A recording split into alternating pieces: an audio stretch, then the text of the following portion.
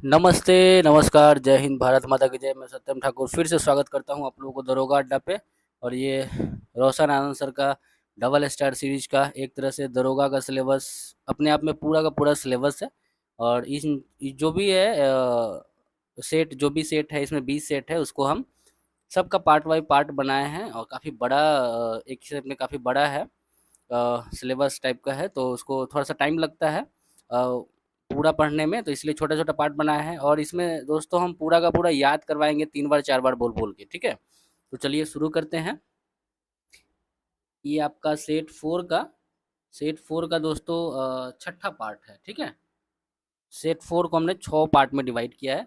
शुरू करते हैं, आप लोग ये ध्यान से दीजिए। कहता है कि दोस्तों पृथ्वी दिवस 2000, देखिए पृथ्वी दिवस 2025 का केंद्रीय विषय था हमारी शक्ति हमारा ग्रह, ठीक है, आवर पावर आवर प्लानेट, ठीक है। लेकिन दोस्तों ये तो करेंट अफेयर है, करेंट अफेयर और मैथमेटिक्स को हम छोड़ेंगे, लेकिन चलिए इसमें एक चीज इंपॉर्टेंट है कि विश्व पृथ्वी दिवस प्रत्येक 22 अप्रैल को मनाते हैं। विश्व पृथ्वी दिवस 22 अप्रैल को मनाते हैं। विश्व पृथ्वी दिवस 22 अप्रैल को मनाया जाता है, इसको याद रखेंगे, ठीक है। कहता है दोस्तों, लेकिन ये आपका करेंट अफेयर है, इसको छोड़िए, करेंट अफेयर को छोड़ देते हैं। चलिए ये 82 नंबर क्वेश्चन, ठीक है। ये भी वक्फ अधिनियम से है, लेकिन ये इम्पोर्टेंट होता है, थोड़ा सा इसको देखेंगे क्या कहता है। इसमें है कि वक्फ अधिनियम, जो वक्फ अधिनियम आया था 1995 में, ठीक है। वक्फ वक्फ अधिनियम 1995 में आया था, ठीक है। और कहता है कि वक्फ अधिनियम है, उसमें 2025 ने इस अधिनियम में मतलब 95 के कई प्रावधानों में बदलाव किया है, इसको याद रखिएगा। जो वक्फ अधिनियम 1995 था, उसमें संशोधन हुआ है 2025 में, और उसके कई प्रावधानों में दोस्तों बदलाव किया गया है। इसमें है कि इसका उद्देश्य है कि जो वक्फ संपत्ति के प्रबंधन में पारदर्शिता को बढ़ाना और सर्वेक्षण की प्रक्रिया को सशक्त बनाना, साथ ही विवाद समाधान प्रणाली को अधिक उत्तरदायी बनाना। इसमें यही चीज़ है दोस्तों। इसमें इसको ये भी करेंट अफेयर, इसको ज़्यादा नहीं देखेंगे, छोड़िए इसको। हाँ आइए, 83 नंबर क्वेश्चन है, इसको ध्यान से देखेंगे। कहते हैं कि प्रोड्यूसर गैस कार्बन मोनोऑक्साइड और नाइट्रोजन गैस का मिश्रण है। ध्यान से देखिएगा, प्रोड्यूसर गैस कार्बन मोनोऑक्साइड और नाइट्रोजन गैस का मिश्रण है। जो प्रोड्यूसर गैस होता है दोस्तों, वो कार्बन मोनोऑक्साइड और नाइट्रोजन गैस का मिश्रण होता है, ठीक है। देखिए प्रोड्यूसर गैस में ना लगभग 70% नाइट्रोजन होता है और 25% कार्बन मोनोऑक्साइड और 4% कार्बन डाइऑक्साइड होता है, ठीक है। प्रोड्यूसर गैस में 70% नाइट्रोजन, प्रोड्यूसर गैस में 70% नाइट्रोजन, 25% कार्बन मोनोऑक्साइड और 4% कार्बन डाइऑक्साइड होता है। एक बार फिर देखिएगा, प्रोड्यूसर गैस में दोस्तों 70% नाइट्रोजन हो गया, 25% कार्बन मोनोऑक्साइड हो गया और 4% कार्बन डाइऑक्साइड होता है, ठीक है। अल्प मात्रा में हाइड्रोजन और मीथेन और ऑक्सीजन होते हैं। मतलब प्रोड्यूसर गैस में अल्प मात्रा में, बहुत कम मात्रा में हाइड्रोजन, मीथेन और ऑक्सीजन गैस होता है। प्रोड्यूसर गैस लाल तपकों पर वायु प्रवाहित करके बनाई जाती है। जो प्रोड्यूसर गैस है ना दोस्तों, उसको लाल तप्त कोक पर वायु प्रवाहित करके बनाया जाता है। तो प्रोड्यूसर गैस कैसे बनता है? लाल तप्त कोक पर वायु प्रवाहित करके दोस्तों बनाया जाता है, इसको ध्यान देंगे। चलिए आगे बढ़ते हैं, थोड़ा सा इसको बड़ा कर लेते हैं। कहता है कि प्रोड्यूसर गैस का उपयोग कहाँ होता है, इसका प्रयोग कहाँ कहाँ होता है। तो कांच एवं इस्पात उद्योग में ईंधन के रूप में इसका उपयोग करते हैं। देखिए प्रोड्यूसर गैस का जो दोस्तों उपयोग है ना, इसका प्रयोग करते हैं कांच एवं इस्पात का जो उद्योग होता है ना, कांच और इस्पात का उद्योग में हम प्रोड्यूसर गैस का इस्तेमाल करते हैं, ईंधन के रूप में करते हैं। वाटर गैस का प्रयोग हाइड्रोजन एवं अल्कोहल के निर्माण में अपचायक के रूप में करते हैं। वाटर गैस का प्रयोग हाइड्रोजन एवं अल्कोहल के निर्माण में अपचायक के रूप में करते हैं, ठीक है दोस्तों। कहता है कि जो वाटर गैस का है ना, उसका प्रयोग, वाटर गैस का प्रयोग हाइड्रोजन एवं अल्कोहल के निर्माण में अपचायक के रूप में करते हैं।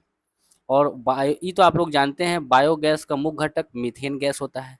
बायोगैस का मुख्य घटक मीथेन गैस होता है। बायोगैस का मुख्य घटक दोस्तों मीथेन गैस होता है। चलिए 84 नंबर क्वेश्चन है, कहता है कि कवक की कोशिका भित्ति का मुख्य अवयव काइटिन है। कवक का कोशिका भित्ति होता है ना, उसका मुख्य अवयव काइटिन होता है। कवक की कोशिका भित्ति का मुख्य अवयव काइटिन होता है। कवकों का अध्ययन को हम माइकोलॉजी कहते हैं। कवक का जो अध्ययन का को हम क्या कहते हैं, माइकोलॉजी। कवक के अध्ययन को दोस्तों माइकोलॉजी कहते हैं। कवक परजीवी या मृतजीवी या सहजीवी होते हैं। कवक जो है परजीवी या मृतोपजीवी या सहजीवी होते हैं।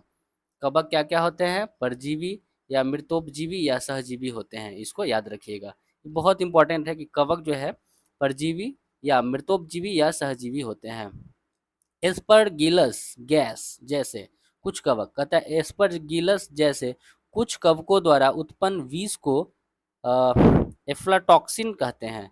ध्यान दीजिएगा, क्या कहता है कि एस्परगिलस जैसे कुछ कवक है, उसके द्वारा जो विष उत्पन्न होता है ना, उसको एफ्लाटॉक्सिन कहते हैं। एस्परगिलस जैसे कुछ कवक द्वारा उत्पन्न विष को दोस्तों एफ्लाटॉक्सिन कहते हैं। कवकों में संचित भोजन ग्लाइकोजन होता है। कवक में जो संचित भोजन होता है वो ग्लाइकोजन होता है। तो कवक में जो संचित भोजन होता है उसको क्या बोलते हैं, ग्लाइकोजन कहते हैं। कवक में जो संचित भोजन होता है वो ग्लाइकोजन कहलाता है। पादपों की कोशिका भित्ति का मुख्य अवयव सेल्यूलोज होता है। देखिए समझे, पादपों की कोशिका भित्ति का मुख्य अवयव सेल्यूलोज होता है, लेकिन ऊपर क्या देखे हैं हम, आप ऊपर देखे हैं दोस्तों कि कवकों की कोशिका भित्ति, देखिए यहाँ पे कहता है कि कवकों की कोशिका भित्ति का मुख्य अवयव काइटिन होता है ना। कवकों की कोशिका भित्ति का मुख्य अवयव काइटिन होता है, लेकिन पादपों का, कहता है यहाँ पे कि पादपों की कोशिका भित्ति का मुख्य अवयव सेल्यूलोज होता है। शैवालों का अध्ययन फाइकोलॉजी कहलाता है, ये आप जानते ही हैं। शैवाल स्वपोषी होते हैं। शैवाल कैसा होता है, स्वपोषी होता है। अब आते हैं प्राक्कलन समिति वाला क्वेश्चन है 85 नंबर। प्राक्कलन समिति के सदस्य केवल लोकसभा से ही चुने जाते हैं। ठीक है, ये तो आप जानते ही हैं, 30 सदस्य इसमें होते हैं। चलिए प्राक्कलन समिति क्या है सो देखेंगे। प्राक्कलन समिति में सदस्यों की संख्या 30 होती है। इसके कार्यकाल दोस्तों 1 वर्ष का होता है। प्राक्कलन समिति का कार्यकाल 1 वर्ष का होता है। प्राक्कलन समिति के अध्यक्ष की नियुक्ति लोकसभा अध्यक्ष द्वारा किया जाता है। प्राक्कलन समिति का जो अध्यक्ष है ना, उसकी नियुक्ति लोकसभा अध्यक्ष के द्वारा किया जाता है, इसको याद रखिएगा। प्रथम प्राक्कलन समिति का गठन जॉन मथाई समिति की सिफारिश पर 1950 में किया गया था। जो पहला प्राक्कलन समिति का जो गठन हुआ था वो जॉन मथाई की समिति की सिफारिश पर 1950 में किया गया था। तो क्या कह रहा है कि प्रथम प्राक्कलन समिति के गठन जॉन मथाई समिति की सिफारिश पर 1950 में किया गया था। प्राक्कलन समिति सतत किफायत समिति के रूप में भी जाना जाता है। तो आपसे पूछ देगा कि सतत किफायत समिति किसको कहते हैं, तो आप बताएंगे प्राक्कलन समिति। सतत किफायत समिति का दूसरा नाम क्या है, ये आपका प्राक्कलन समिति है। प्राक्कलन समिति के अध्यक्ष का चुनाव जो होता है वो सत्तारूढ़ दल से होता है, मतलब कि सत्ता माने जिसका सरकार होता है उसी का। ठीक है, तो प्राक्कलन समिति के अध्यक्ष का चुनाव सत्तारूढ़ दल से होता है। यह संसद की सबसे बड़ी समिति है। प्राक्कलन समिति संसद की सबसे बड़ी समिति में से एक मानी जाती है। प्राक्कलन समिति जो है दोस्तों संसद की सबसे बड़ी समिति में से एक मानी जाती है। प्राक्कलन समिति अपनी रिपोर्ट लोकसभा को प्रस्तुत करती है। प्राक्कलन समिति अपना रिपोर्ट लोकसभा को दोस्तों प्रस्तुत करती है। थोड़ा सा इसको बड़ा कर लेते हैं। चलिए, कहता है कि प्राक्कलन समिति का मुख्य कार्य है, काम क्या है इसका प्राक्कलन समिति का, तो बजट में सम्मिलित प्राक्कलनों की जांच करना तथा सार्वजनिक व्यय में मितव्ययता के लिए सुझाव देना। इसका मुख्य काम है बजट में सम्मिलित प्राक्कलनों की जांच करना तथा सार्वजनिक व्यय में मितव्ययता के लिए सुझाव देना। इसकी अनुशंसा परामर्शी होता है, माने प्राक्कलन समिति की जो अनुशंसा होती है ना दोस्तों, परामर्शी होता है। प्राक्कलन समिति की अनुशंसा परामर्शी होता है। मंत्रालय पर बाध्यकारी नहीं होता है, इसको ध्यान रखेंगे। कहता है कि प्राक्कलन समिति जो है ना वो क्या है, परामर्शी संस्था है। और यह मंत्रालय पर बाध्यकारी नहीं होता है। आइए लोक लेखा समिति के बारे में जाने। दोस्तों लोक लेखा समिति, इसकी स्थापना लोक लेखा समिति की स्थापना भारत सरकार अधिनियम 1919 के अंतर्गत पहली बार 1921 में हुआ और तब से यह अस्तित्व में है। तो देखिएगा कि लोक लेखा समिति की स्थापना भारत सरकार अधिनियम 1919 के अंतर्गत पहली बार 1921 में हुआ और तब से यह अस्तित्व में है। दोस्तों आपको एकदम याद हो रहा होगा। अगर आप इसको याद नहीं करते हैं तो याद करने वाला बहुत लोग बैठा हुआ है, आप अपने हिसाब से पढ़िए अगर आपको लगता है, क्योंकि ये जो सीरीज है वो पूरा का पूरा दरोगा का सिलेबस है, पूरा का पूरा सिलेबस कवर किया गया है। एक ही एक ही कंटेंट में सब कुछ शामिल है, ठीक है, इसको ध्यान दीजिएगा। देखिए लोक लेखा समिति के सदस्य की बात करें तो इसमें वर्तमान में 22 सदस्य है, इसमें 15 लोकसभा से और 7 राज्यसभा से है। तो लोक लेखा समिति में कितने सदस्य? 22 सदस्य है, 15 लोकसभा से और 7 राज्यसभा से होता है। ठीक है, ये आप जानते ही हैं, इसमें ज़्यादा समय जो आप जानेंगे उसमें हम ज़्यादा समय नहीं देंगे। देखिए लोक लेखा समिति का चुनाव प्रत्येक वर्ष अनुपातिक प्रतिनिधित्व के सिद्धांत पर एकल संक्रमणीय मत के माध्यम से होता है। दोस्तों जो एक सेकेंड, जो लोक लेखा समिति है दोस्तों, जो लोक लेखा समिति इसका जो चुनाव होता है लोक लेखा समिति का, वो प्रत्येक वर्ष अनुपातिक प्रतिनिधित्व के सिद्धांत पर एकल संक्रमणीय मत के माध्यम से होता है। इसका अध्यक्ष लोकसभा अध्यक्ष द्वारा नियुक्त किया जाता है। लोक लेखा समिति का जो अध्यक्ष होता है, लोक लेखा समिति का अध्यक्ष, वो लोकसभा के अध्यक्ष द्वारा नियुक्त किया जाता है। अच्छा, 1967 से अध्यक्ष विपक्षी दल से ही है, मतलब लोक लेखा समिति का अध्यक्ष विपक्षी दल का नेता होता है और यह प्रचलन 1967 से ही 1967 से ही चलन में है, इसको ध्यान रखिएगा। लेकिन प्राक्कलन समिति में वो आपका सत्ता दल का ही था, ठीक है, लोकसभा का ही रहता था, लेकिन यह विपक्ष के रूप में रहता है, ठीक है। इसका कार्य जो है दोस्तों, लोक लेखा समिति का कार्य भारत के नियंत्रक और महालेखा परीक्षक की वार्षिक ऑडिट रिपोर्ट की जांच करना है, जो राष्ट्रपति द्वारा संसद में प्रस्तुत किया जाता है। इसको समझिएगा फिर से, लोक लेखा समिति का कार्य क्या है, ये करता क्या है। भारत के नियंत्रक और महालेखा परीक्षक, जिसको कैग कहा जाता है, CAG, तो उसकी वार्षिक ऑडिट रिपोर्ट की जांच करना और राष्ट्रपति द्वारा संसद में प्रस्तुत की जाती है, ठीक है, राष्ट्रपति प्रस्तुत करते हैं संसद में। दोस्तों 86 नंबर क्वेश्चन को देखेंगे, क्या कहता है। मिट्टी से संबंधित है काली मिट्टी, कपास की खेती के लिए सर्वाधिक उपयुक्त होती है काली मिट्टी, ये तो आप जानते ही हैं। काली मिट्टी के बारे में थोड़ा जानेंगे, ऊपर कर लेते हैं। क्या कहता है काली मिट्टी के बारे में। काली मिट्टी को रेगुर मृदा के नाम से भी जाना जाता है, ये तो आप जानते हैं।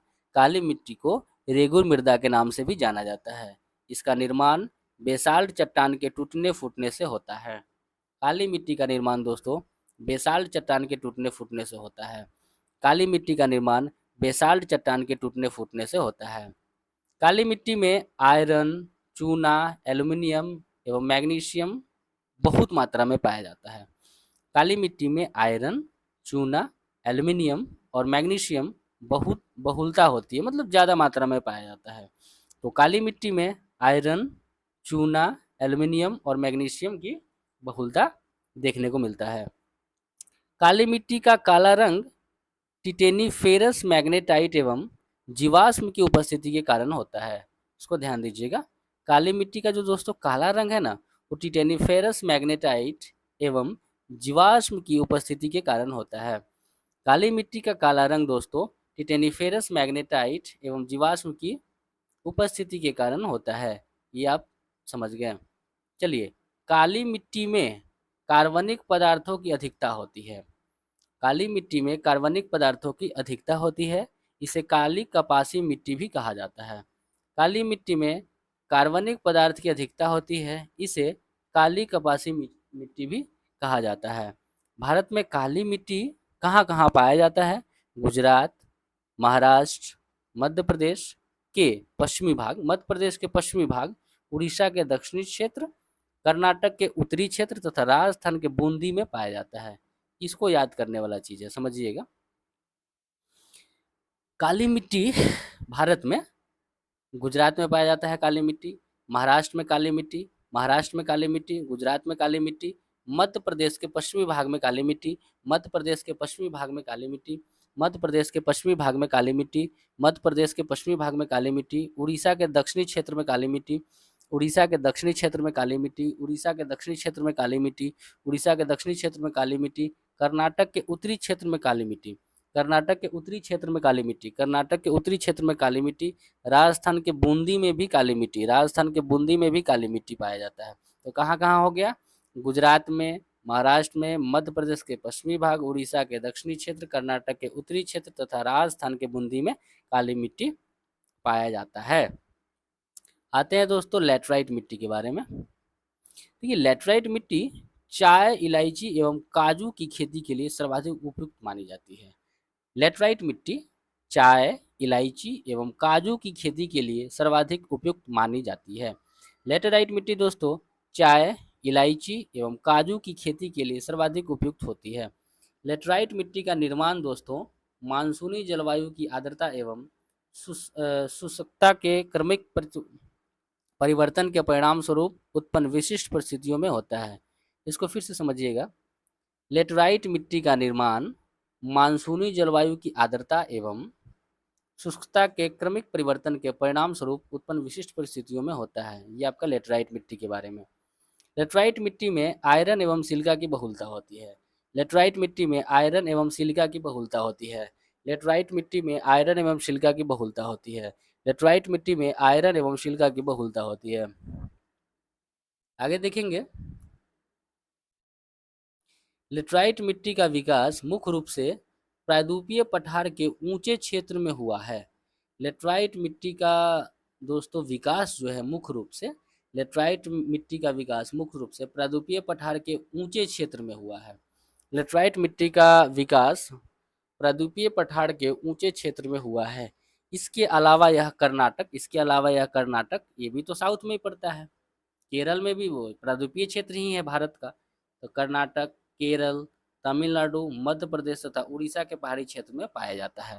वही बात है जो आपका प्रायद्वीपीय पठार कह रहा है ना, तो ये सब प्रायद्वीपीय क्षेत्र में ही आता है। कर्नाटक, केरल, तमिलनाडु, मध्य प्रदेश तथा उड़ीसा के पहाड़ी क्षेत्र में पाया जाता है। तो कहाँ कहाँ पाया जाता है? सबसे पहले तो प्रायद्वीपीय समझिएगा फिर से। सबसे पहले जो ये लैटेराइट मिट्टी है ये आपका प्रायद्वीपीय पठार के ऊंचे क्षेत्र में हो गया। इसके अलावा यह कर्नाटक, केरल, तमिलनाडु, मध्य प्रदेश तथा उड़ीसा के पहाड़ी क्षेत्रों में पाया जाता है। लैटेराइट मृदाएं अधिकतर गहरी तथा अम्लीय होती है। लैटेराइट मृदा गहरी तथा अम्लीय होती है। लैटेराइट मृदा गहरी तथा अम्लीय होती है। लैटेराइट मृदा गहरी तथा अम्लीय होती है। इसको ध्यान रखेंगे। आगे चलिए लाल मृदा के बारे में क्या कहता है। देख रहे हैं मृदा से क्वेश्चन आया तो पूरा मृदा ही दे दिया। कितना अच्छा मतलब डिजाइन किया गया है इस सिलेबस को। देखिए लाल मिट्टी का निर्माण कायांतरिक सेल के विघटन एवं वियोजन से होता है। लाल मिट्टी का निर्माण कायांतरिक सेल के विघटन एवं वियोजन से होता है। लाल मिट्टी का निर्माण कायांतरिक सेल के विघटन एवं वियोजन से होता है। लाल मिट्टी का निर्माण कायांतरिक सेल के विघटन एवं वियोजन से होता है। देखिए लाल मिट्टी में कपास, गेहूं, दाल व मोटे अनाज की कृषि की जाती है। लाल मिट्टी में कपास, गेहूं, दाल व मोटे अनाज की कृषि की जाती है। लाल मिट्टी में कपास, गेहूं, दाल व मोटे अनाज की कृषि की जाती है। ध्यान दीजिएगा। लाल मिट्टी की प्रकृति दोस्तों अम्लीय होती है। लाल मिट्टी की प्रकृति अम्लीय होती है। लाल मिट्टी की प्रकृति अम्लीय होती है। लाल मिट्टी की प्रकृति अम्लीय होती है। इसमें नाइट्रोजन, फास्फोरस एवं ह्यूमस की कमी होती है। लाल मिट्टी में नाइट्रोजन कम मात्रा में पाया जाता है, फास्फोरस कम मात्रा में पाया जाता है और ह्यूमस भी कम मात्रा में पाया जाता है। तो कुल मिला के लाल मिट्टी में नाइट्रोजन, फास्फोरस एवं ह्यूमस की कमी होती है। लाल मिट्टी में नाइट्रोजन, फास्फोरस एवं ह्यूमस की कमी होती है। चूना का इस्तेमाल कर इसकी उर्वरता बढ़ाया जा सकता है। लाल मिट्टी में अगर चूना की मात्रा बढ़ाएंगे ना, इस्तेमाल करेंगे, लाल मिट्टी में अगर चूना का इस्तेमाल करेंगे तो इसकी उर्वरता बढ़ जाएगी। ठीक है, इसको ध्यान दीजिएगा। चलिए आगे है लाल मिट्टी का रंग। लाल मिट्टी का जो लाल रंग होता है ना, लौ ऑक्साइड की उपस्थिति के कारण होता है। लाल मिट्टी का जो दोस्तों लाल रंग है वो लौ ऑक्साइड की उपस्थिति के कारण होता है। इसको ये तो आप लोग जानते हैं। आइए जलोढ़ मिट्टी के बारे में थोड़ा जाने। जलोढ़ मिट्टी का निक्षेपण मृदा है। जलोढ़ मिट्टी निक्षेपण मृदा है, जलोढ़ मिट्टी निक्षेपण मृदा है, जिसे नदी और सरिताओं ने बहाकर और निक्षेपित किया है। कुल मिलाकर कि नदियों द्वारा जो बहाकर लाए गए मिट्टी होता है वो जलोढ़ मिट्टी होता है, ठीक है, जिसको आप निक्षेपण मृदा कह सकते हैं। ये जलोढ़ मिट्टी उत्तरी मैदान और नदी घाटियों में विस्तृत भागों में पाई जाती है।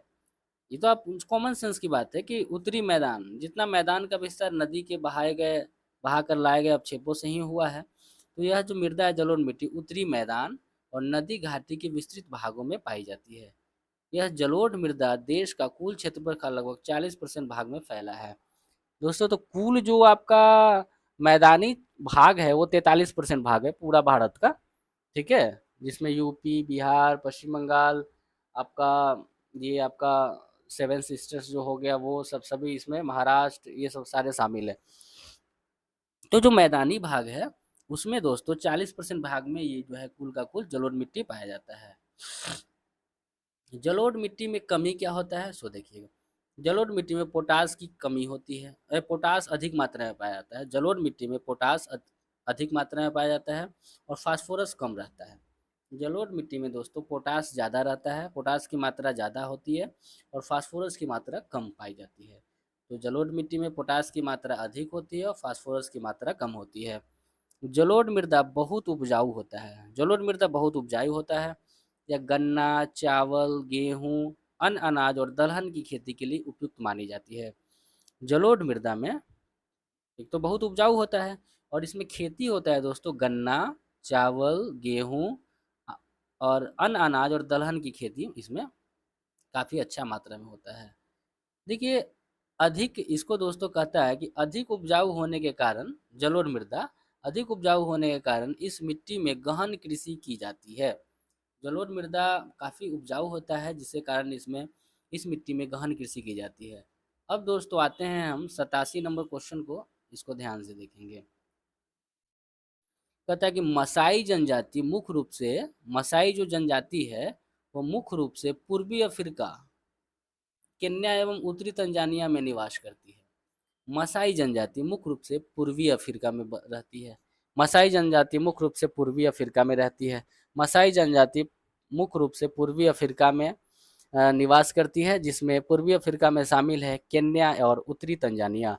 तो पूर्वी अफ्रीका में शामिल है केन्या और उत्तरी तंजानिया, वहीं पे पूर्वी अफ्रीका में शामिल है मसाई जनजाति। मसाई जनजाति एक अर्ध खानाबदोश जनजाति है। मसाई जनजाति एक अर्ध खानाबदोश जनजाति है। इसकी अर्थव्यवस्था और जीवन शैली मुख्य रूप से मवेशी के इर्द गिर्द घूमती है। दोस्तों, जो मसाई जनजाति है ना वो अर्ध खानाबदोश जनजाति है। इसकी अर्थव्यवस्था और जीवन शैली मुख्य रूप से मवेशी के इर्द गिर्द ही घूमती है। इसको ध्यान दीजिएगा। चलिए, ये याद करने वाला क्वेश्चन है, काफ़ी इम्पोर्टेंट है, इसको देखिए ध्यान से। विश्व के प्रमुख जनजाति, ठीक है, देखिए एस्कीमो।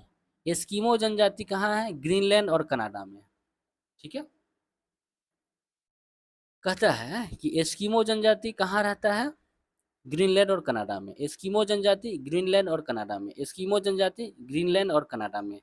माओरी जनजाति न्यूजीलैंड में। माओरी जनजाति न्यूजीलैंड में। माओरी जनजाति न्यूजीलैंड में। तो एस्कीमो कहाँ हो गया, ग्रीनलैंड और कनाडा। माओरी कहाँ हो गया, न्यूजीलैंड। माओरी जनजाति न्यूजीलैंड में। विद्या जनजाति दोस्तों श्रीलंका में निवास करती है। विद्या जनजाति श्रीलंका में निवास करती है। विद्या जनजाति श्रीलंका में निवास करती है। बुशमैन जनजाति दोस्तों कालाहारी मरुस्थल में बोत्सवाना क्षेत्र में पाया जाता है। बुशमैन जनजाति कालाहारी मरुस्थल बोत्सवाना में निवास करती है। बुशमैन जनजाति कालाहारी मरुस्थल बोत्सवाना में निवास करती है। और बोरो जनजाति दोस्तों ब्राजील में। बोरो जनजाति ब्राजील में। बोरो जनजाति ब्राजील में, ठीक है, बोरो जनजाति ब्राजील में। एक बार फिर इसको देख लेते हैं। एस्कीमो हो गया Greenland Canada. Eskimo Greenland Canada. Eskimo Greenland Canada. Maori जनजाति न्यूजीलैंड। माओरी जनजाति न्यूजीलैंड। माओरी जनजाति न्यूजीलैंड। विद्या जनजाति श्रीलंका। विद्या जनजाति श्रीलंका। विद्या जनजाति श्रीलंका। बुशमैन जनजाति कालाहारी मरुस्थल। बुशमैन जनजाति कालाहारी मरुस्थल। बुशमैन जनजाति कालाहारी मरुस्थल, जिसको बोत्सवाना कहते हैं। बोरो जनजाति ब्राजील। बोरो जनजाति ब्राजील। अब आइए, याकू जनजाति टुंड्रा प्रदेश में पाई जाती है। याकू जनजाति टुंड्रा प्रदेश में, याकू जनजाति टुंड्रा प्रदेश में, याकू जनजाति टुंड्रा प्रदेश में, याकू जनजाति टुंड्रा प्रदेश में, याकू जनजाति टुंड्रा प्रदेश में, पिग्मी जनजाति कांगो बेसिन में, पिग्मी जनजाति कांगो बेसिन में, पिग्मी जनजाति कांगो बेसिन में, पिग्मी पिग्मी जनजाति कांगो बेसिन में, खिरगी जनजाति दोस्तों मध्य एशिया में, खिरगी जनजाति मध्य एशिया में, खिरगी जनजाति मध्य, काफी इंपॉर्टेंट है दोस्तों, याद तो आपको करना पड़ेगा, दूसरा कोई उपाय नहीं है रटने के अलावा। तो खिरगी जनजाति मध्य एशिया में, और यही सब क्वेश्चन 1 नंबर 2 नंबर से क्वेश्चन से मेरिट से हम लोग बाहर हो जाते हैं, तो यही सबको याद करना है, जो कमी है उसको पूरा कीजिए दोस्तों। सेमांग जनजाति मलेशिया में, सेमांग जनजाति मलेशिया में, सेमांग जनजाति मलेशिया में, सेमांग जनजाति दोस्तों मलेशिया में, ठीक है। और दोस्तों आइनू जनजाति कह रहा है, आइनू जनजाति इसके बाद है, आइनू जनजाति जापान में, आइनू जनजाति जापान में, आइनू जनजाति जापान में, आइनू जनजाति जापान में। एक बार फिर से देख लेते हैं इसको, काफ़ी इंपॉर्टेंट है इसलिए बार बार जोर दे रहे हैं। याकू जनजाति टुंड्रा प्रदेश, याकू जनजाति टुंड्रा प्रदेश, याकू जनजाति टुंड्रा प्रदेश, पिग्मी जनजाति कांगो बेसिन, पिग्मी जनजाति कांगो बेसिन, पिग्मी जनजाति कांगो बेसिन, खिरगी जनजाति मलेशिया, खिरगी जनजाति मलेशिया, खिरगी जनजाति मलेशिया, शेमांग जनजाति मलेशिया, शेमांग जनजाति मलेशिया, और आइनू जनजाति दोस्तों जापान में, आइनू जनजाति जापान में पाया जाता है, इसको ध्यान देंगे। चलिए 88 नंबर क्वेश्चन है, ये कह रहा है रुमीन देई स्तंभ के बारे में, 88 नंबर है कुछ। देखिए रुमन देई स्तंभ जो है ना मौर्य कला से संबंधित है, सबसे पहले मौर्य कालीन कला है रुमीन स्तंभ, ठीक है, रुमीन देई स्तंभ मौर्य कालीन कला है। अब इसमें दो मौर्य कालीन कला में दो गो है, वो राजकीय कला और लोक कला। तो दोस्तों राजकीय कला में क्या क्या आ जाएगा, इसमें आ जाएगा महल, स्तूप, स्तंभ और गुफा। राजकीय राजकीय कला में महल, स्तूप, स्तंभ और गुफा आ जाएगा। चलिए पहला स्तंभ के बारे में थोड़ा हम समझेंगे। देखिए स्तंभ, पहला है स्तंभ, सारनाथ स्तंभ में 4 शेर मिलते हैं, सारनाथ स्तंभ में दोस्तों 4 शेर मिलते हैं, सारनाथ स्तंभ में 4 गो शेर मिलते हैं। भारत का राष्ट्रीय प्रतीक चिन्ह, भारत का राष्ट्रीय प्रतीक चिन्ह दोस्तों अशोक के सारनाथ स्तंभ से लिया गया है। भारत का राष्ट्रीय प्रतीक चिन्ह अशोक के सारनाथ स्तंभ से लिया गया है। राष्ट्रीय ध्वज के अशोक चक्र में 24 तिलियां हैं, राष्ट्रीय ध्वज के अशोक चक्र में 24 तिलियां हैं, राष्ट्रीय ध्वज के जो अशोक चक्र है ना उसमें 24 तिलियां हैं। अशोक स्तंभ सारनाथ संग्रहालय में है, अशोक स्तंभ सारनाथ संग्रहालय में स्थित है, अशोक स्तंभ सारनाथ संग्रहालय में स्थित है। चलिए आते हैं सांची स्तंभ के बारे में, समझिएगा ध्यान से। सांची स्तंभ में 4 शेर है, सांची स्तंभ में 4 शेर है, सांची स्तंभ में 4 शेर है। रुमिनदेई में घोड़ा है, रुमिनदेई में घोड़ा है, रुमिनदेई में घोड़ा है। रामपुरवा में बैल और शेर है, रामपुरवा में बैल और शेर है, रामपुरवा में बैल और शेर है। वैशाली में 1 शेर है, वैशाली में 1 शेर है, वैशाली स्तंभ में 1 शेर है। संकीसा स्तंभ में दोस्तों हाथी है। ये सब दोस्तों जो है ना अशोक स्तंभ, ये सब अशोक का से संबंधित है, ठीक है। तो देखिए सांची स्तंभ में 4 शेर है, रुमिनदेई में घोड़ा है, रुमिनदेई में घोड़ा है, रामपुरवा में बैल और शेर है, वैशाली में दोस्तों 1 शेर है, और संकीसा में हाथी है। आइए 89 नंबर क्वेश्चन क्या कहता है। देखिए उत्तराखंड राज्य में स्थित सिलक्यारा सुरंग, एक सिलक्यारा सुरंग है, उसका नाम बदलकर बाबा बौखनाग टनल रखा गया है। उत्तराखंड में देखिए सिलक्यारा सुरंग कहाँ है, सबसे पहले सिलक्यारा सुरंग कहाँ है, उत्तराखंड में है। सिलक्यारा सुरंग कहाँ है, उत्तराखंड में है। और इस सिलक्यारा सुरंग का नाम बदलकर बाबा बौखनाग टनल कर दिया है। सिलक्यारा सुरंग का नाम बदलकर बाबा बौखनाग टनल कर दिया गया है। सिलक्यारा सुरंग का नाम बदलकर बाबा बौखनाग टनल कर दिया गया है। यह घोषणा राज्य के मुख्यमंत्री पुष्कर सिंह धामी ने किया है, और उन्होंने क्या कहा है सो जानिए। कहता है उन्होंने 2023 में सुरंग निर्माण के दौरान फंसे 41 श्रमिकों की सुरक्षित निकासी में बाबा बौखनाग के आशीर्वाद से महत्वपूर्ण भूमिका निभाई, जिससे यह नामकरण किया गया। देखिए 2023 में ना ये जो सुरंग था ना उसका निर्माण जब हो रहा था तो उसमें 41 श्रमिक फंस गए थे, 41 श्रमिक उसमें फंस गए थे, और उसको सुरक्षित निकालने के में बाबा बौखनाग का आशीर्वाद इन लोगों ने लिया था, सरकार ने लिया था। ठीक है, इसी के लिए यह नामाकरण किया गया है। ये जो सुरंग है ना दोस्तों, बौखनाक सुरंग, यह सुरंग चार धाम यात्रा मार्ग का हिस्सा है और गंगोत्री से यमुनोत्री के बीच की दूरी 25 किलोमीटर तक कम करती है। जो ये जो बौखनाथ टनल है, यह जो है चार धाम यात्रा होता है ना, उसका मार्ग का हिस्सा है और यह गंगोत्री से यमुनोत्री के बीच की दूरी में 25 किलोमीटर की कमी करता है। ठीक है, चलिए ये तो करेंट अफेयर है। चलिए 90 नंबर क्वेश्चन आइए। जो इम्पोर्टेंट है उसको ले लेते हैं, बाद बाकी को छोड़ेंगे। देखिए, जीवों के द्विनाम पद्धति के दो घटक होता है, वंश का नाम और जाति का नाम। जीवों की जो द्विनाम पद्धति होता है उसमें दो घटक होता है, एक वंश का नाम और दूसरा जाति का नाम। द्विनाम पद्धति का विकास कैरोलस लीनियस ने किया था। द्विनाम पद्धति का विकास कैरोलस लीनियस ने किया था। ठीक है, प्रत्येक जीवधारी का नाम लैटिन भाषा के दो शब्द से बनता है, जैसे पहला वंश दूसरा जाति। पहले वंश का नाम होता है, दूसरा जाति का नाम होता है। ये बहुत इंपॉर्टेंट है, पहला वंश दूसरा जाति। जैसे मनुष्य का वैज्ञानिक नाम है दोस्तों होमो सैपियंस, जिसमें होमो वंश है और सैपियंस दोस्तों जाति है। तो होमो वंश हो गया और सैपियंस जाति हो गया। चलिए, वर्गीकरण का जनक भी कैरोलस लिनियस को माना जाता है। वर्गीकरण का जनक भी दोस्तों कैरोलस लिनियस को माना जाता है। आर एच हिटेकर ने 5 जगत वर्गीकरण प्रणाली जीवों के लिए विकसित किए हैं। आर एच हिटकर ने 5 जगत वर्गीकरण प्रणाली जीवों के लिए विकसित किए हैं। तो आर एच हिटकर ने 5 जगत वर्गीकरण प्रणाली किसके लिए विकसित किए हैं? जीवों के लिए। चलिए 91 नंबर क्वेश्चन देखेंगे। क्या कहता है? मेरुरज्जु की सुरक्षा कशेरुक दंड द्वारा प्रदान किया जाता है। मेरुरज्जु की सुरक्षा कशेरुक दंड द्वारा प्रदान किया जाता है। मेरुरज्जु की सुरक्षा कशेरुक दंड द्वारा प्रदान किया जाता है। मेरुरज्जु की सुरक्षा कशेरुक दंड द्वारा प्रदान किया जाता है। मेरुदंड ऊपर गर्दन से नीचे पुच्छ अस्थि तक होता है। मेरुदंड जो होता है ना, ऊपर गर्दन से लेकर नीचे पुच्छ तक होता है। मेरुदंड 33 अस्थियों का स्तंभ होता है। जो मेरुदंड है उसमें 33 वो हड्डी का स्तंभ है, जिसकी प्रत्येक अस्थि को कशेरुक कहा जाता है। देखिए, मेरुदंड 33 अस्थियों का स्तंभ होता है, जिसकी प्रत्येक अस्थि को क्या कहते हैं? कशेरुक कहते हैं।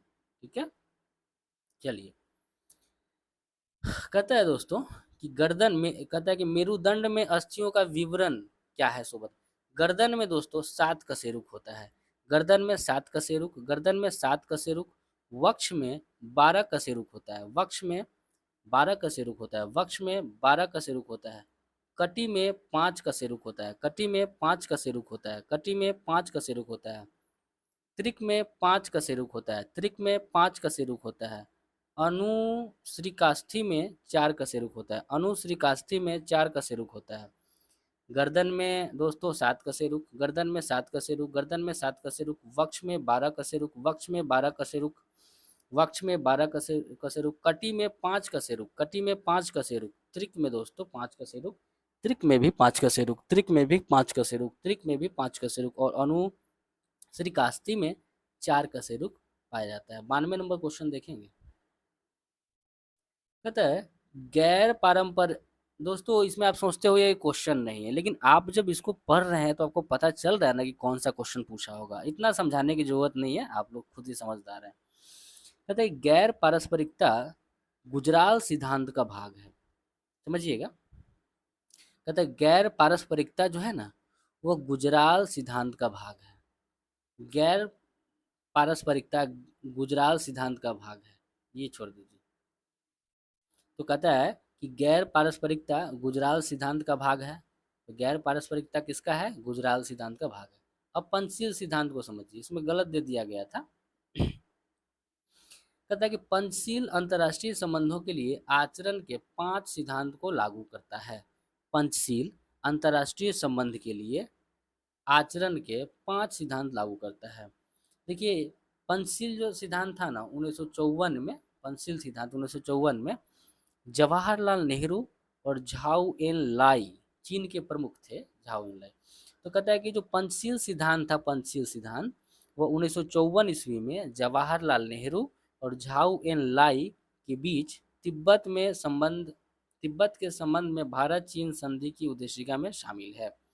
तो पंचशील सिद्धांत किससे संबंधित है? तिब्बत से संबंधित है, जिसमें 1954 में जवाहरलाल नेहरू और झाऊ एन लाई के बीच तिब्बत का संबंध से संबंधित इसमें उद्देशिका के बारे में शामिल है।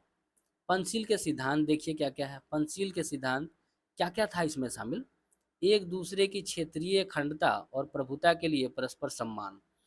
कहता है पहला कि एक दूसरे की जो क्षेत्रीय अखंडता है और प्रभुता के लिए परस्पर सम्मान, अनाक्रमण मतलब आक्रमण नहीं करेंगे एक दूसरे पर। अच्छा, तीसरा है एक दूसरे के आंतरिक मामलों में दखल नहीं देंगे। एक दूसरे के आंतरिक मामला में दखल भी नहीं देंगे, ये पंचशील सिद्धांत का मामला था। समानता व परस्पर लाभ, समानता और परस्पर लाभ के बारे में सोचेंगे और शांतिपूर्ण सह अस्तित्व बनाएंगे। एक बार फिर से देखिएगा क्या कहा था पंचशील सिद्धांत में 5 गो कि एक दूसरे का जो क्षेत्रीय अखंडता है ना, जो भौगोलिक क्षेत्र है, उसकी प्रभुता के लिए परस्पर सम्मान करेंगे, अनाक्रमण करेंगे माने आक्रमण नहीं करेंगे एक दूसरे के। तीसरा है एक दूसरे के आंतरिक मामला में दखल नहीं देंगे। चौथा है समानता व परस्पर लाभ की भावना रखेंगे और शांतिपूर्ण सह अस्तित्व का सिद्धांत देंगे। अब देखिए गुजराल सिद्धांत क्या है। भारत का गुजराल सिद्धांत, देखिए इसका प्रतिपादन, गुजराल सिद्धांत का प्रतिपादन 1996 में तत्कालीन देवगौड़ा सरकार के विदेश मंत्री आई के गुजराल ने किया था। गुजराल सिद्धांत क्या था? तो सबसे पहले इसका प्रतिपादन 1996 में तत्कालीन देवगौड़ा सरकार के विदेश मंत्री आई के गुजराल ने किया था। यह सिद्धांत गैर पारस्परिकता के आधार पर अपने छोटे पड़ोसियों के प्रति भारत के नमनशील दृष्टिकोण के आधार पर सूत्रित किया गया है। मतलब कहता है, एक बार फिर से समझिएगा कि जो गुजराल सिद्धांत था ना, यह गैर पारस्परिकता के आधार पर अपने छोटे पड़ोसी देश जो भी छोटे पड़ोसी देश है उसके प्रति भारत के नमनशील दृष्टिकोण के आधार पर मतलब सूचित किया गया था। आप समझ पा रहे होंगे।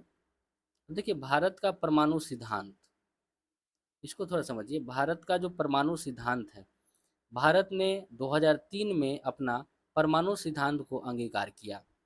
भारत ने 2003 में अपना परमाणु सिद्धांत को अंगीकार किया। भारत परमाणविक आक्रमण के संदर्भ में नो फर्स्ट यूज पॉलिसी के सिद्धांत को अपनाया था। भारत परमाणविक आक्रमण के कहा था कि हम पहले यूज नहीं करेंगे, अगर हमको कोई करेगा तो उसको हम छोड़ेंगे भी नहीं। मतलब यही बात कर रहा है कि हम पहले बार परमाणु का इस्तेमाल नहीं करेंगे, मतलब नो फर्स्ट यूज का पॉलिसी के सिद्धांत को अपनाया था। ठीक है, 2003 में।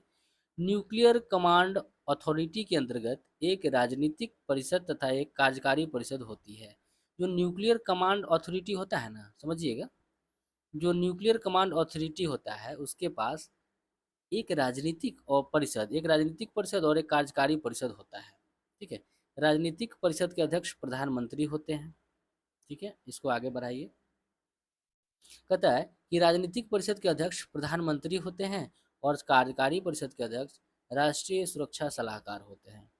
राजनीतिक परिषद के अध्यक्ष प्रधानमंत्री होते हैं परमाणु सिद्धांत में। ठीक है, और कार्यकारी परिषद के अध्यक्ष दोस्तों राष्ट्रीय सुरक्षा सलाहकार होते हैं। भारत ने मध्य एशिया को जोड़ो नीति की शुरुआत 2012 में किया है। भारत ने मध्य एशिया को जोड़ो नीति बनाया था कब? 2012 में। भारत ने मध्य एशिया को जोड़ो नीति का शुभारंभ किया था 2012 में। लुक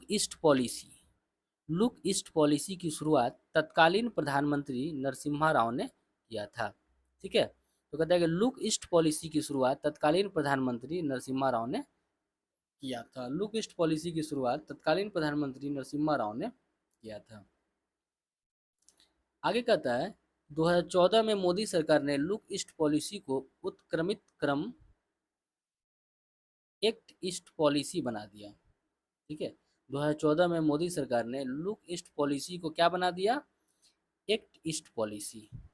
2014 में मोदी सरकार ने लुक ईस्ट पॉलिसी का बदलकर उसी को नाम दे दिया एक्ट ईस्ट पॉलिसी। ठीक है, चलिए ये आपका करंट अफेयर है, इसको छोड़ देते हैं, करंट अफेयर को छोड़ देना है, करंट अफेयर को, हाँ चलिए 94 नंबर क्वेश्चन है।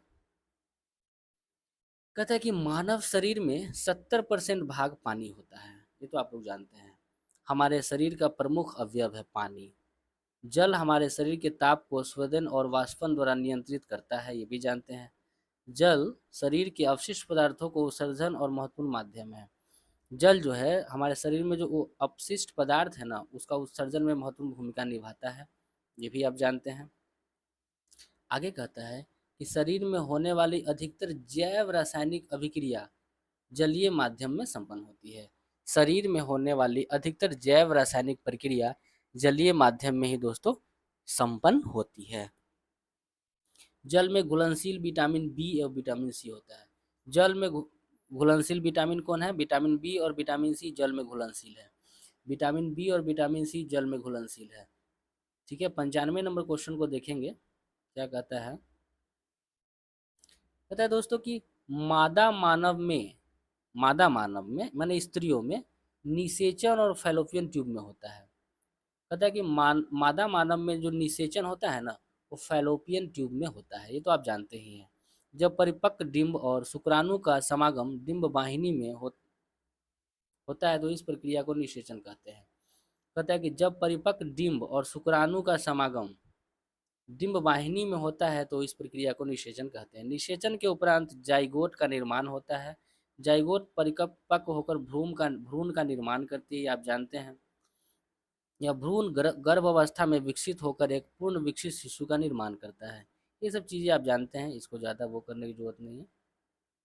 कहता है दोस्तों कि स्त्रियों में एस्ट्रोजन तथा प्रोजेस्टेरोन हार्मोन इनके लैंगिक गुणों को विकास करने में सहायक होता है। तो एस्ट्रोजन और प्रोजेस्टेरॉन जो हार्मोन है, एस्ट्रोजन और प्रोजेस्टेरॉन हार्मोन दोस्तों ये महिलाओं में पाया जाता है। एस्ट्रोजन और प्रोजेस्टेरॉन हार्मोन लैंगिक गुणों का विकास में सहायक होता है स्त्रियों की। ठीक है, 96 नंबर भी आपका करेंट अफेयर, इसको छोड़िए, इसको छोड़ दीजिए,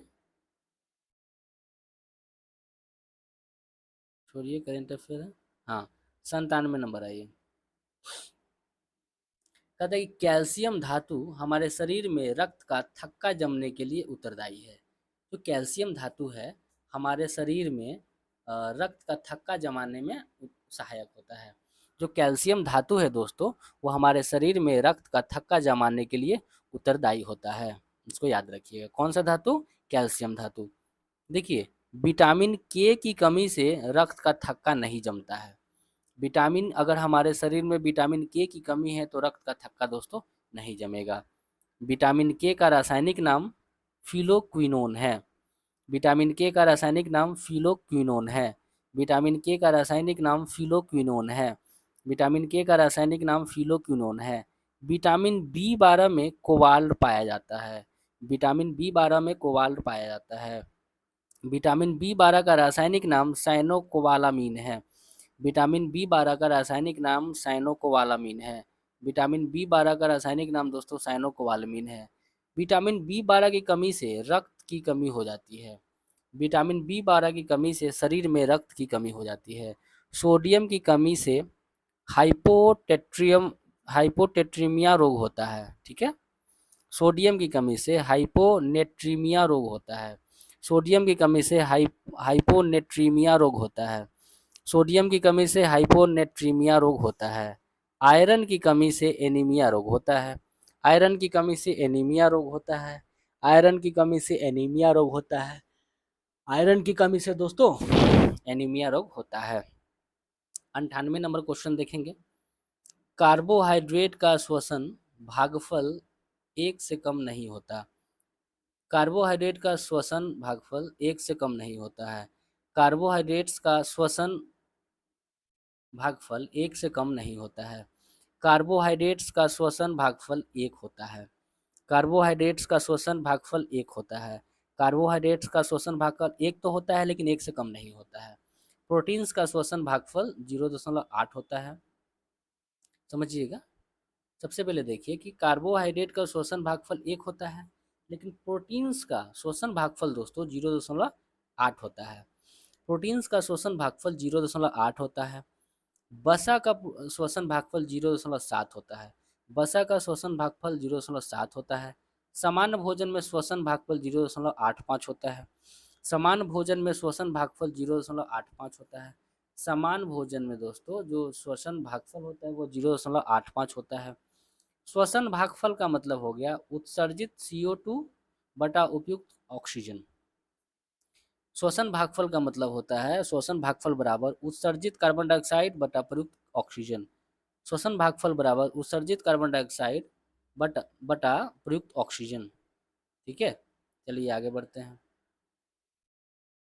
कहता है कि श्वसन भागफल का मापन रेस्पायरोमीटर द्वारा किया जाता है। ठीक है, श्वसन भागफल का जो दोस्तों मापन होता है रेस्पायरोमीटर द्वारा किया जाता है। श्वसन भागफल का मापन रेस्पायरोमीटर द्वारा किया जाता है। श्वसन भागफल का मापन रेस्पायरोमीटर द्वारा किया जाता है। कार्बनिक अम्ल का श्वसन भागफल 1 से अधिक होता है। कार्बनिक अम्ल का श्वसन भागफल दोस्तों 1 से अधिक होता है। ठीक है, चलिए आइए अगला क्या कहता है। 99 नंबर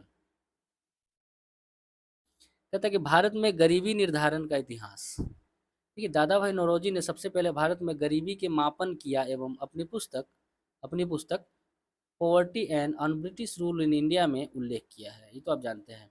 दांडेकर एवं रथ फार्मूला दांडेकर एवं रथ फार्मूला 1971 के अनुसार उस व्यक्ति को गरीब माना गया जो प्रतिदिन औसतन 2250 कैलोरी भोजन प्राप्त करने में असमर्थ था।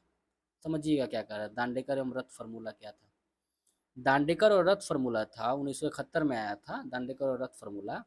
इसके अनुसार उस व्यक्ति को गरीब माना गया जो प्रतिदिन औसतन 2250 कैलोरी भोजन प्राप्त करने में असमर्थ है। 2250 कैलोरी भोजन प्राप्त करने में असमर्थ है, यह कहा था दांडेकर एवं रथ फार्मूला 1971 के अनुसार। अच्छा, वाई के अघल समिति 1979, वाई के अलग समिति 1979, वाई के अलग समिति 1979, ये क्या कहता है। इस समिति ने पहली बार ग्रामीण और शहरी क्षेत्र के लिए कैलोरी की अलग अलग मात्रा निर्धारित किया जो कि क्रमशः 2400 कैलोरी एवं 2100 कैलोरी थी। मतलब ग्रामीण 2400 कैलोरी और शहरी 2100 कैलोरी थी। समझिएगा फिर से दोस्तों, वाई की अलग समिति, वाई के अलग समिति 1979 में आता है। ये आप जान के वाई की अलग समिति सबसे पहले 1979 में। इस समिति ने पहली बार ग्रामीण और शहरी क्षेत्रों के लिए कैलोरी की अलग अलग मात्रा निर्धारित किया जो क्रमशः 2400 गांव के लिए 2400 था एवं शहर के लिए 2100 था। ठीक है, उसके बाद दोस्तों आता है लकरवाल समिति। दोस्तों लकरवाल समिति आया 1989 में। लकरवाल समिति 1989 में, लकरवाल समिति 1989 में। इसका गठन 1993 में रिपोर्ट सौंपा। ठीक है, इसका गठन हुआ था 1989 में और रिपोर्ट कब आया 1993 में। लकरवाल समिति का गठन हुआ 1989 में लेकिन यह रिपोर्ट कब सौंपा 1993 में। सुरेश तेंदुलकर समिति 2004 में आता है। ये भी गरीबी से संबंधित है, तो समझ लीजिए लकरवाल समिति संबंध किससे संबंधित है, गरीबी से। सुरेश तेंदुलकर समिति भी गरीबी से संबंधित है। ठीक है, तो सुरेश तेंदुलकर समिति 2004 में आया और यह 2004 में गठन हुआ, रिपोर्ट दिया 2009 में। ठीक है, तो सुरेश तेंदुलकर समिति का गठन 2004 में और रिपोर्ट 2009 में। सी रंगराजन समिति का गठन 2012 में हुआ है। तो सी आपसे पूछेगा कि सी रंगराजन समिति किससे संबंधित है, तो गरीबी से संबंधित है। सुरेश तेंदुलकर समिति किससे संबंधित है, गरीबी से। लकरवाल समिति गरीबी से। ठीक है, तो सी रंगराजन समिति का गठन 2012 में हुआ और 2014 में इसने अपना रिपोर्ट सौंपा। वर्तमान में देखिए क्या कहता है। वर्तमान में भारत में निर्धनता रेखा का निर्धारण नीति आयोग कर रहा है।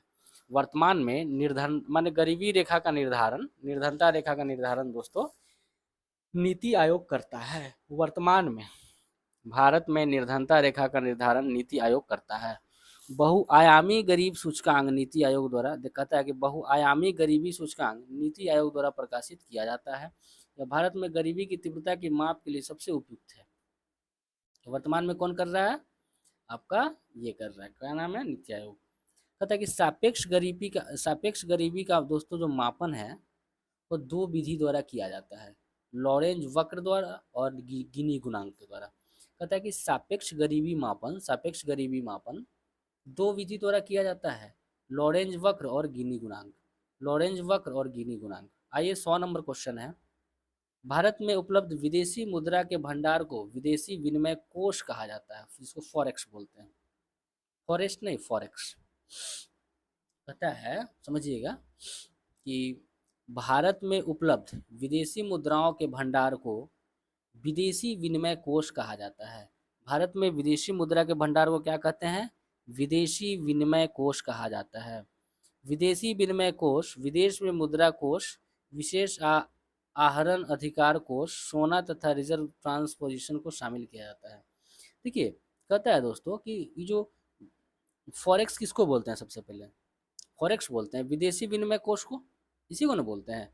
तो फॉरेक्स में, विदेशी विनिमय कोष में विदेशी मुद्रा कोष, विशेष आहरण अधिकार कोष, सोना तथा रिजर्व ट्रांसपोजिशन को शामिल किया जाता है। कौन कौन शामिल होता है? विदेशी मुद्रा कोष शामिल होता है, विशेष आहरण अधिकार शामिल होता है, सोना और रिजर्व ट्रांसपोजिशन को शामिल किया जाता है। इसको ध्यान से देखेंगे, ठीक है। चलिए इसको नीचे देखेंगे क्या कहता है। कहता है कि भारत में भुगतान संतुलन खाते में घाटे का अर्थ चालू खाता में घाटे से लगाया जाता है। भारत में भुगतान संतुलन खाता में जो घाटा होता है ना, समझिएगा, भारत में भुगतान संतुलन खाते में जो घाटा होता है ना, उसका अर्थ होता है चालू खाता में घाटा, ठीक है। जब किसी देश में राजकोषीय घाटा के साथ साथ चालू खाता में भी घाटा पाया जाता है, तो ऐसी स्थिति को दोहरा घाटा या जुड़वा घाटा कहा जाता है। समझिएगा दोस्तों, बहुत इंपॉर्टेंट है। पता है कि जब किसी देश में राजकोषीय घाटा के साथ साथ चालू खाता में भी घाटा पाया जाता है, जब किसी देश में राजकोषीय घाटा के साथ साथ चालू खाता में भी घाटा पाया जाता है, तो ऐसी स्थिति को दोहरा या जुड़वा घाटा कहते हैं। ऐसी स्थिति को दोहरा या जुड़वा घाटा कहते हैं। इस तारपोर समिति का गठन पूंजी खाता के परिवर्तनीय के लिए किया गया था। इस तारपोर समिति का गठन पूंजी खाते के परिवर्तनीयता के लिए किया गया था। इस तारपोर समिति का गठन पूंजी खाते के परिवर्तनीयता के लिए किया गया था दोस्तों। तो उम्मीद करते हैं कि आपको यह सेशन काफ़ी ज़्यादा महत्वपूर्ण और काफ़ी मज़ा आया होगा। आप 2-3 बार इसको सिर्फ देख लीजिए, एकदम याद हो जाएगा दोस्तों, ठीक है। तो मिलते हैं अगले वीडियो में, तब तक जय हिंद। अपना ख्याल रखें, अपनों का ख्याल रखें और पढ़ाई करते रहें दोस्तों। चलिए मिलते हैं अगले वीडियो में।